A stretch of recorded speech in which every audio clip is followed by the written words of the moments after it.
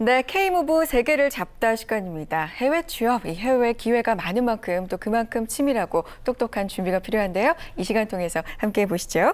해외 취업 전문가죠. 이솔의 박창규 대표님 함께하겠습니다. 안녕하세요. 네, 안녕하세요. 반갑습니다, 대표님. 네, 반갑습니다. 네, 이 코너 진행을 하면서 해외 취업에 대한 관심, 저희 또한 굉장히 높아지고 있는데 기사를 하나 봤습니다. 2017년까지 연간 10,000명 규모로 해외 취업 활성화 정책을 써서 늘리겠다 이런 얘기를 들었는데 그 얘기부터 한번 해볼까요? 네, 반가운 소식이죠. 네. 우리 조만간 기획재정부와 그 고용노동부에서 해외 취업 지원 프로그램인 그 K무브 개편 방안이 곧 이제 나올 계획입니다. 네. 먼저 정부에서는요. 우선 그 해외 취업 유망 10개국 국가만 저희가 작년에 선정을 했는데요. 이제 이번에 발표될 그 개선 방안에서는 해외 취업 유망 국가를 15개 국가로 증대가 되었고요. 네. 유망 직종이라든지 부족한 인력 수요, 그리고 취업에 필요한 요건 등을 좀 조사를 해서 전면적으로 공개를 하기로 했습니다. 그만큼 기존에 해외 취업의 양에 조금 집중을 했다면요. 앞으로는 그 취업 정보 제공을 국가별로 그리고 분야별로 조금 세분화하고 알선 기능을 조금 더 강화를 해서 질 좋은 그 일자리를 많이 높이겠다. 질로 이제 진행을 하겠다라는 것이 계획이죠. 그렇군요. 네. 굉장히 반가운 소식입니다. 해외 취업에 대해서 이 걱정을 하고 있는 분들도 사실 아직도 있긴 있는데 그 질에 대한 측면이 굉장히 걱정을 많이 하시거든요. 양보다 질이라고 하면 구체적으로 어떤 얘기를 말하는 거죠? 오늘 저희가 조금 희소식이 하나가 있었습니다. 오늘 이제 결정이 났죠. 미국 LA에서 네. 최저임금, 즉 시급이 시간당 15불부터 진행을 하겠다라는 것입니다. 이 네. 얘기는 미국에서 시간당 15불을 받으면 연봉이 2,400만 원 이상이 되는 거죠. 그래서 즉 어떤 양에 초점을 둔다라는 것보다 질이라는 건 아무래도 우리 한국인들이 해외에 나갔을 때 조금 어떤 급여 제도가 최소 연봉 2,400만 원이 넘어가는 듯한 이제 이런 점을 포인트를 둘 수가 있고요. 또 하나는요, 조금 주목해야 할 사항들이 있습니다. 현재 그 한국에서 국내에서 취득한 자격증이 해외에서 인정을 받지 못하는 경우가 아주 많습니다. 네. 그래서 국가 차원에서 국내에서 취득한 자격증이 해외에서도 인정을 받을 수 있는 제도들을 저희가 지원하고 있고요.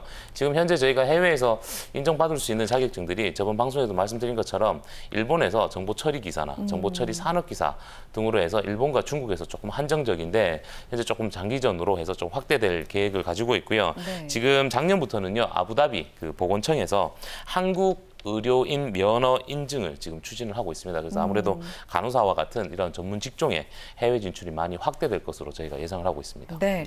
국내 자격증이 해외 취업을 하는데도 좀 인정이 된다면 더욱더 좀 길이 넓어지지 않을까 이런 희망을 갖게 되는데, 그럼 궁금한 게 지금 해외 취업을 하시는 분들은 이 해외 취업하려는 그 국가에서 원하는 자격증 그 현지에서 그럼 바로바로 따고 있는 건가요? 어떻습니까? 물론 꼭 그렇지만은 않습니다. 네. 이제 직업에 따라서 직무군에 따라서 조금 틀린데요. 이제 단지 전문 직업군 같은 경우에는 현지 국가에서 인정하는 자격증을 많이 취득을 하시는 경우고요. 네. 예를 들어서 회계사라든지 간호사라든지 그리고 엔지니어라든지 IT 계열들은 현지 자격증을 많이 취득을 하시고요. 미국 같은 경우가 조금 주목해야 될 사항이 우리 안경광학사라는 직업군이 네네. 있습니다. 그래서 미국의 현재 그 안경광학사의 직업군이 인력이 많이 부족합니다. 그래서 우리 한국에 있는 안경광학사 전공을 하신 분들이 미국 안경광학사 자격증을 취득을 해서 미국으로 취업하는 그 길이 지금 올해부터 이제 열리기 시작을 했습니다. 그렇군요. 알겠습니다. 어쨌든 변화되는 또 계획을 하고 있는 정책들 이야기로 시작을 해봤는데 오늘 이야기 그럼 본격적으로 나눠보겠습니다. 저희가 해외 취업 유망 10개 국가를 시리즈로 안내를 해드리고 있습니다. 그래서 오늘은 독일에 대해서 이제 알아볼 차례인데, 독일 하면 좀 예전 이야기긴 하지만 독일 광부 간호사로 우리가 또 많이 나갔던 그런 얘기가 있잖아요. 기억이 있고. 그리고 독일하면 좀 해외 취업에 친근한 국가이기도 한데 좀 더 자세한 소식 좀 들려주세요. 네, 그래도 오늘 저희가 이제 독일에 대해서 조금 안내를 해드릴 건데요. 네. 영화 국제 시장에서도 맞아요. 우리 이제 대한민국의 청년들이 그 당시에 그 독일의 광부나 간호사로 이렇게 나갔던 그런 그 영화로도 나왔었는데요. 독일 취업 많은 사례를 가지고 있지는 않지만 그래도 우리 대한민국의 정부에서, 그리고 특히 우리 작년에 우리 박근혜 대통령이 직접 독일에 방문을 해서 독일 취업을 시장을 다시 한 번 더 움직이고 있습니다. 네. 그 해외 취업에서 늘 말씀드리는 것이지만 해외 취업을 시작을 하실 때는 그 해당 국가의 고용, 노동, 시장 현황을 먼저 파악하시는 것이 가장 중요하시겠죠. 네. 그렇군요. 뭐 광부, 간호사 얘기 영화동에서도 많이 봤기 때문에 얘기를 많이 했지만 요새 선호하는 직종은 또 달라지지 않았을까 이런 생각이 드는데 어때요? 네, 그럼요. 뭐 영화에 나오듯이 그러니까요. 우리 젊은 청년들이 광부로 세월이 많이 흘렀으니까. 네, 네, 간호사나 뭐 엔지니어, 특히 IT 분야, 심지어 뭐 사회복지 분야까지도 지금 이제 우리 독일 쪽으로 청년들이 많이 진행이 되는데요. 일단 제가 고용노동 시장을 조금 동향을 조금 안내를 해드리면 네. 유럽이 현재 그 재정 위기가 좀 많이 악화되어 있습니다. 네. 네, 그럼에도 불구하고 외국인을 포함한 독일의 고용 인원은 2009년도부터요 꾸준히 증가되고 있는 추세입니다. 최근엔 조금 전에 말씀드린 것처럼 예전처럼 어떤 제조업이나 건설업이나 간호사라든지 의료보건 계열의 이쪽 직종뿐만 아니라 이 호텔이나 항공, 서비스 분야에서도 우리 한국인들을 많이 채용하고 있는 그런 추세를 보이고 있습니다. 그렇군요. 알겠습니다. 앞서서는 미국에서 안경광학 분야에 이제 인력이 부족해서 우리나라 사람들이 많이 가고 있다 이런 말씀해 주셨는데 그런 분야가 독일에도 있으면 우리가 많이 진출하면 좋잖아요. 그런 분야 있을까요? 네, 그럼요. 우리 한국인들을 선호하는 취업 유망 분야들이 있습니다. 네. 뭐 예전과 다르게 바로 그 보건이나 의료 분야에 간호사 그리고 간병인과 같은 직업군이 또 있고요. 네. 뭐 사회 서비스라든지 법률이나 회계 관련 직무군들 그리고 전문 지식과 조금 상당한 어학 실력을 좀 요구하는 컨설팅 직무 분야에서도 우리 독일 내에서 한국인들을 선호하는 그 취업 유망 분야라고 보실 수가 있습니다. 그렇군요. 보건, 사회 서비스, 법률, 회계 뭐 이런 쪽이군요. 네. 그렇다면 독일을 해외 취업 유망 국가 10개 국가 중에서 또 당당하게 하나로 선정하신 어떤 메리트, 매력을 또 들어보고 싶어요. 어떤 매력이 있을까요? 네, 뭐 해외 취업을 선호하시는 분들의 거의 대다수입니다. 네. 일단은 근무 환경이라든지 그 나라의 복지 혜택이 우리나라 환경과 틀리다는 점이 가장 큰 중점적인 사항이고요. 어떤 점이 다른데요? 뭐 아무래도 급여 체계라든지 그리고 이제 야근이라든지 네. 생활 환경들이 조금 많이 틀리고요. 제일 큰 건 독일 같은 경우는 우리 대한민국의 정부의 노력이 가장 큰 것 같습니다. 네. 네, 직접 뭐 대통령이 몇 번을 다녀오시면서도 그리고 저희 한국산업인력공단에서 계속 저희가 해외 취업처, 독일의 취업처를 발굴하기 위해서 노력을 많이 하는 것도 그 이유 중에 하나인 것 같고요. 특히 2013년도 7월 1일부터는요. 독일 노동관계법 중에서 신고용 시행령에 따르면요. 대한민국 국민에 대해서만은 고용주의 소재지와 관계없이 고용 활동을 위한 체류 허가 발급이 할 수 있도록 즉 쉽게 취업 비자를 한국인들만 쉽게 취업 비자를 받을 수 있도록 그런 제도도 도입이 되어 있습니다. 아, 그렇군요. 한국인들만. 그렇습니다. 이거 굉장한 매력입니다. 네. 자, 해외 취업 일단 가서 취업이 돼서 일을 하는 것도 굉장히 중요하지만 생활을 해야 되는 거기 때문에 현재 문화를 익히는 게 상당히 중요한데 독일에 가기 전에 알아야 될 현재 문화적 특성, 뭐 현지 사람들만의 특성 이런 게 있을까요? 그럼요. 독일은 다른 영어권 국가나 다른 국가에 다르게 아주 조금 유의하실 점이 하나가 있습니다. 그래요, 뭔가요? 아무래도 독일 같은 경우는 세계 대전을 2번이나 치른 그런 국가인 만큼 네. 그 독일의 어떤 국가의 그런 그 역사 의식을 이해하는 것이 우선적이고요. 뭐 나치나 히틀러와 같은 그 과거사를요 독일 자체에서는 과거 극복의 차원에서 올바르게 인식할 수 있도록 그 교육제도부터 비판적 사고력을 키울 수 있는 교육제도가 진행이 되고 있고요. 네. 그래서 독일인들하고 대화를 할 때는 이런 좀 민감한 사항, 역사에 대한 부분은 가급적이면 피하시는 게 맞고요. 독일은 또 재밌는 게 그 공과 사를 철저하게 구분하는 국가 중에 하나라고 보실 수가 있습니다. 그런 문화를 지니고 있습니다. 예를 들어서 독일인들하고 대화를 좀 하실 때는요, 뭐 경제적인 부분이라든지 나이라든지 뭐 병이라든지 체중이라든지 뭐 예를 들어서 우리 한국 분들 이래 만나시면 와 오늘 좀 살이 빠지신 것 같아요 이런 말씀 네. 많이 하시잖아요. 근데 그렇죠. 독일에서는 절대적으로 이런 대화는 조금 삼가하시는 게 일과 관련되지 않으면 이런 대화는 조금 삼가하시는 게 필수적입니다. 그렇군요. 역사의식, 과거사에 대해서 민감하고 또 개인사에 대해서도 민감하다는 이런 문화적인 특성 또 알아두셨으면 좋을 것 같고요. 독일 취업 이제 본격적으로 작전을 한번 세워보겠습니다. 우리가 작전 매번 얘기를 하잖아요. 독일도 마찬가지로 상륙 작전이 있겠죠? 네. 그럼요. 네. 국내 취업도 그렇고요. 해외 취업도 그렇고 뭐 단순하게 채용 공고에 내가 지원할 게 아니라 작전을 조금 세워서 진행을 하신다면 성공적인 취업으로 만들어내실 수가 있죠. 독일도 그런 작전들이 조금 들어갑니다. 네. 먼저 독일 같은 경우는요. 저희가 보통 추천을 이렇게 해드립니다. 독일은 바로 취업하는 것보다 대학을 진학을 해서 취업하는 것을 많이 추천을 합니다. 이유가 있습니다. 네. 일단은 독일은 중국 어학 시험이 있습니다. 독일어 중국 어학 시험을 통과하지 못하면 대학에 지원하는 것 자체도 불가능하고요. 실질적으로 그 의사소통이 원활하지 못하면 당연히 취업도 불가능하겠죠. 그런데 우리 독일 정부에서는요, 외국 유학생들한테 2년 동안 학생 비자를 지원을 해줍니다. 그리고 2년의 어떤 어학연수 기간을 걸치고 나면요, 독일의 대다수 국립대학은 수업료, 즉 등록금이 면제가 되고 있습니다. 네.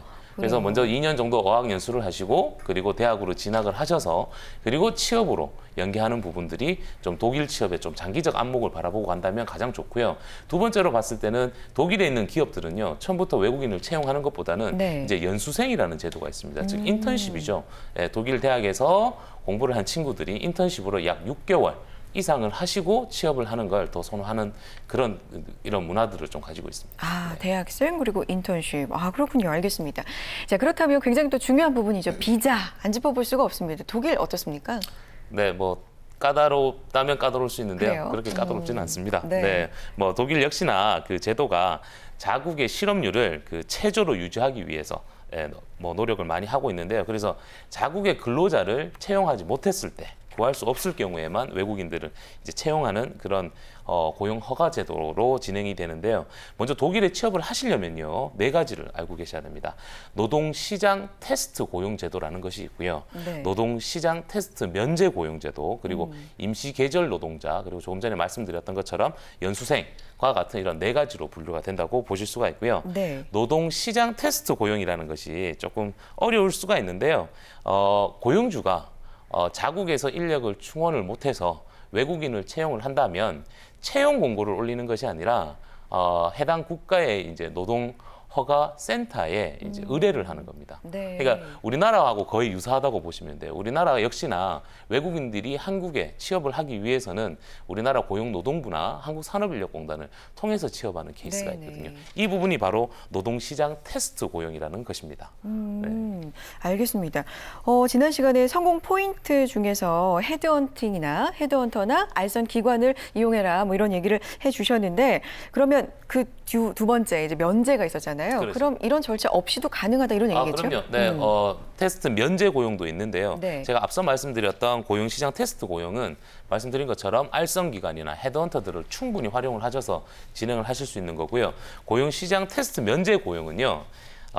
기업에서 좀 특정 유형으로 분류되시는 분들, 예를 들어서 뭐 사내 양수인이라든지 임원, 그리고 고도의 자격을 갖추신 분들, 경력이 있으신 분들, 그리고 과학자라든지 음악가, 운동선수, 그리고 모델 등과 같은 분들은 굳이 테스트 없이 이렇게 고용을 하실 수가 있습니다. 그리고 독일은요, 외국인 근로자들이 처음 1년 동안에는요, 노동과 합법적인 체류가 허가가 부여가 되고요, 2년 단위로 2번 정도 연장할 수 있고 최대 5년까지 체류가 가능하고요. 이제 경력이 있으신 분들이나 고도의 어떤 자격을 갖추신 분들은 독일 영주권도 같이 취득을 하실 수가 있습니다. 네. 얼마 전에 호주에 대해서 알아볼 때는 워킹 홀리데이에 대해서 굉장히 자세하게 알아봤었는데 독일 경우에는 이 방법 쓰는 건 어떤가요? 그럼요. 이 방법 역시나 이제 두 번째 작전이라고 보실 수가 있습니다. 그래요? 제가 앞서 말씀드린 것처럼 독일의 기업 고용주들이 네. 단순하게 외국인들을 바로 채용을 하는 것보다는 좀 연수생이라는 어떤 이런 비자를 활용을 해서 채용하는 걸 많이 선호하시고요. 그러다 보니까 한국에서 만약에 준비를 하실 경우에 내가 재학생일 경우에는요, 인턴십 제도를 조금 활용을 하셔서 인턴 계획서라든지 그리고 학생 인턴 지원서라든지 이런 걸 준비를 해서 지원하시는 게 맞고요. 졸업생일 경우에 지금 사회생활을 하고 계시는 분들 같은 경우는 먼저 워킹할리데이 비자를 취득을 해서 1년 정도 워킹할리데이 비자로 기업에서 근무를 하시고 취업 비자로 정식적인 절차를 밟아서 터닝하시는 게 작전이라고 보실 수가 있습니다. 네, 알겠습니다. 이렇게 작전을 또 자세하게 세워주셨는데 그러면 본격적으로 독일의 취업처 구체적으로 알고 싶습니다. 어디에서 지금 모집하고 있습니까? 네, 뭐 저희 그 월드잡 사이트에서 확인을 해보시면 네. 저희가 자세한 정보들을 좀 보실 수가 있는데요. 독일 같은 경우는 저희가 안타깝게 다른 국가에 비해서 그 채용처가 그렇게 많지가 않습니다. 그렇습니까? 그래서 너무 안타깝고요. 네. 저희가 한국산업인력공단이나 그리고 코트라 그리고 저희처럼 민간 고용 서비스 기관에서 열심히 발굴을 하고 있는데요. 아무래도 독일 기업의 그런 고용주들이 이런 신입 직원들보다는 좀 경력자를 많이 좀 선호를 하고요. 그리고 독일 같은 경우는 영어뿐만 아니라 이 독일어까지 현지 자국어까지 이제 활용을 좀 해야 하셔야 되기 때문에 우리 네. 해외 취업 설문조사에서도 지원은 하고 싶지만 부족한 어학 실력 때문에 좀 두려워하시는 분들이 종종 있으시죠. 그래서 이런 부분들 때문에 조금 많이 안타깝습니다. 네. 그런 부분도 있는데 그래도 취업처 나와 있는 데가 있죠, 현재. 그럼요. 네, 그럼요. 현재 지금 제가 독일 취업처를 조금 안내해드리면요. 네. 현재 저희 독일의 터틀 엔터테인먼트에서 리눅스에서 엔지니어 지금 한 명을 채용하고 있고요. 그리고 독일 같은 경우는 또 한국 기업들이 많이 진출이 되어 있습니다. 그래서 현대 로지스틱이라든지 그리고 삼성 케미칼 쪽에서도 지금 한국인들을 채용하고 있고요. 네. 이런 정보들은 아무래도 월드잡에 조금 보시면 좀 디테일하게 확인을 하실 수가 있을 것 같습니다. 네, 알겠습니다. 연봉 같은 경우는 어떻게 되죠? 연봉이 좀 높아야 일단 좋을 텐데 현재 상황이 어떻습니까? 네, 중요한 부분인데요. 네. 예, 개인의 능력에 따라서 그리고 회사의 컨디션에 따라서 조금 틀린데요. 이 독일은 조금 다른 제도가 조금 하나가 있습니다. 독일에는 블루 제도라는 게 하나가 있습니다. 네, 네. 블루 제도. 이게 뭐냐면 예를 들어서요. 인도인들 같은 경우에는 저임금이라도 독일에서 근무하기를 희망을 하십니다. 이게 이제 블루 제도라고 보시면 돼요. 네. 그러니까 한국인들 같은 경우는 이제 고임금을 선호하다 보니까 아무래도 이제 고용주 입장에서는 저임금으로 인도인을 채용하는 걸 더 많이 선호를 하시겠죠. 네. 그리고 또 하나는 지금 최근에 이제 우리 유로화가 많이 약세를 보이고 있죠. 그렇죠. 이 부분도 이제 독일 취업에서 조금 메리트가 많이 낮아지고 있는 단점이라고 보실 수가 있을 것 같습니다. 그렇군요. 독일의 경우에는 정부가 좀 풀어야 돼. 우리 정부가 또 많이 발굴하고 풀어야 될 숙제가 좀 많은 나라다 이런 생각이 들었고요. 다음 주에는 어느 나라 소개해 주실 건가요? 네, 해외 취업 유망 10개 국가는 아닙니다만은 지금 한국에 약 4만여 개의 기업들이 진출되어 있습니다. 중국으로 한번 가보려고 합니다.